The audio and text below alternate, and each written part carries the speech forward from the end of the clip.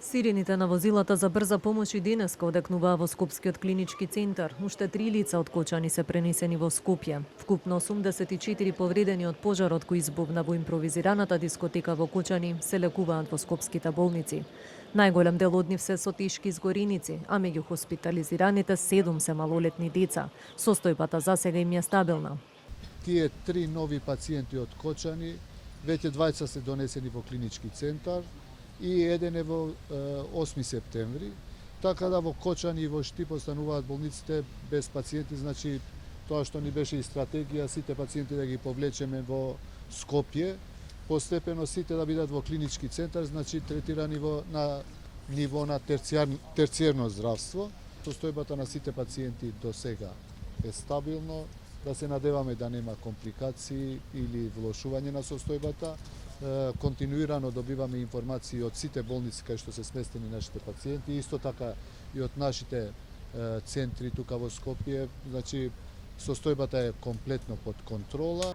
На испомош на македонските лекари пристигнуваат и медицински тимови од Србија, Чешка, Израел, експерти за тешки изгореници кои што ќе се распределат низ клиниките каде се третираат пациентите.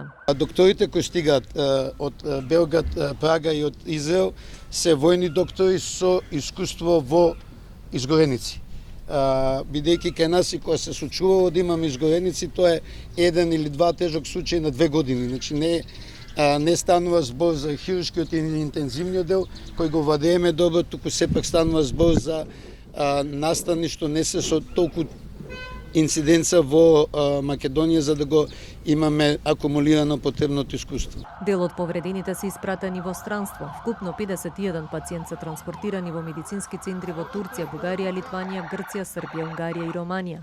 Дополнително уште 26 пациенти денеска ќе бидат транспортирани во болници во Австрија, Словенија, Хрватска, Норвешка и Унгарија. Секоја земја каде што се испратени пациенти на лекување, Министерството за надворешни работи и надворешна трговија има определено контакт лице, кое е достапно 24 часа за родителите и семејствата на пациентите за било каква помош или поддршка. Контакт листата е јавно објавена на веб страната на Министерството за надворешни работи и надворешна трговија.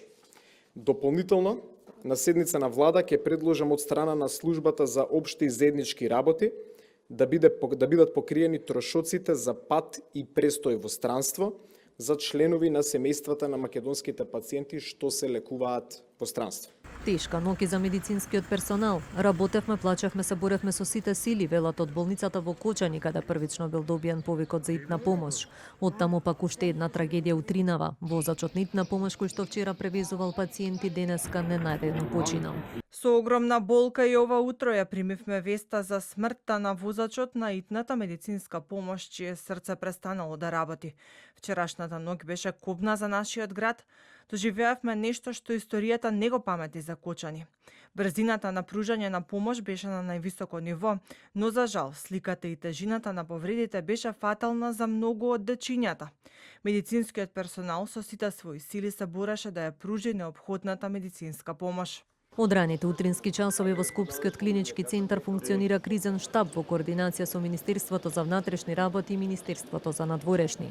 Од Министерството за здравство соопштија дека мобилен тим од лекари ќе биде ангажиран во Кочани за психолошка поддршка на граѓаните, а отворени се и телефонски линии. На скопските клиники денеска во посета на пациентите заедно со министерот за здравство беше и премиерот Мицковски кој тврди дека одговорност ќе има за 59 млади чии живот изгаснаа во пламините на импровизираната дискотека.